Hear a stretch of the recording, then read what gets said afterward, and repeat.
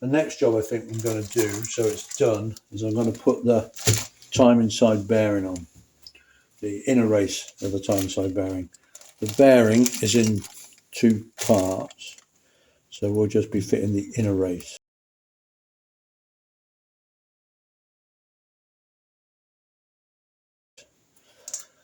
So I'll be heating this up. I'll try using my heat gun, I think, just enough.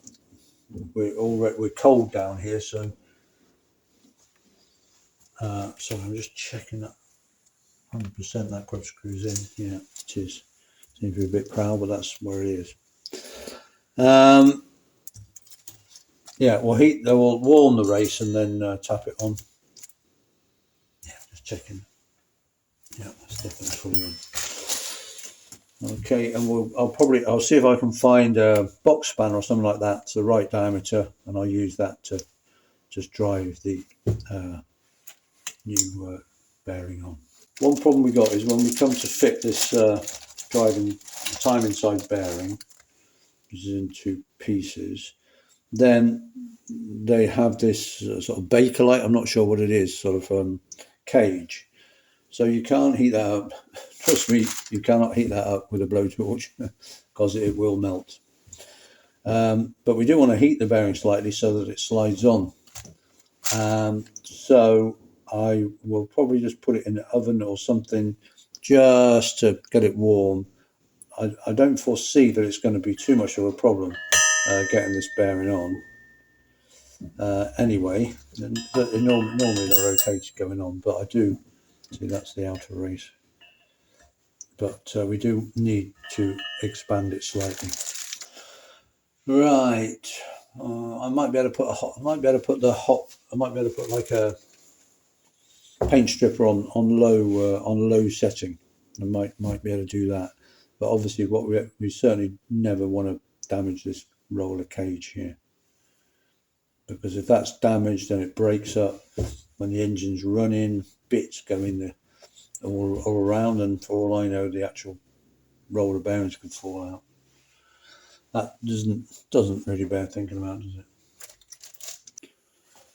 Right, I'm just going to heat up the bearing slightly.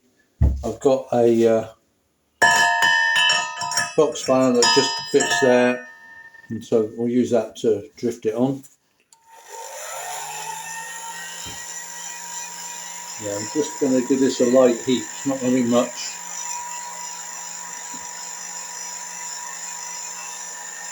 Because I'm slightly worried about that ring, the cage. And I don't want to damage that.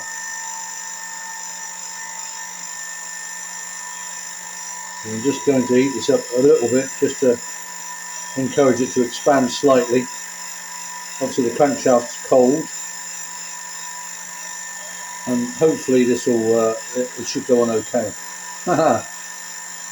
Famous last words and all that.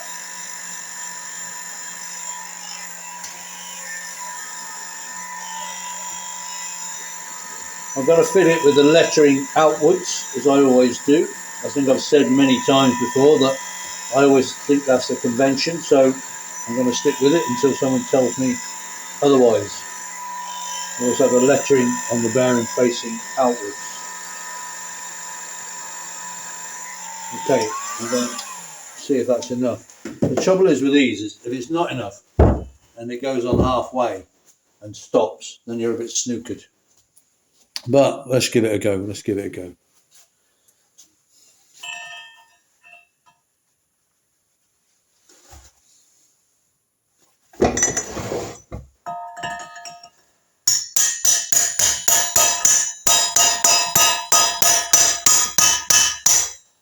Great.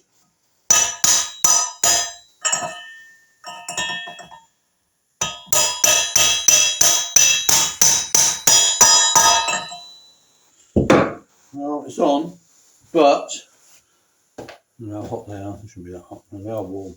I've lost what, 4 of the roller bearings. 4 of the roller bearings have popped out of the cage. Well, hopefully they will just pop back in again. It's fully on anyway, so we should be okay. So these should just click back into the cage.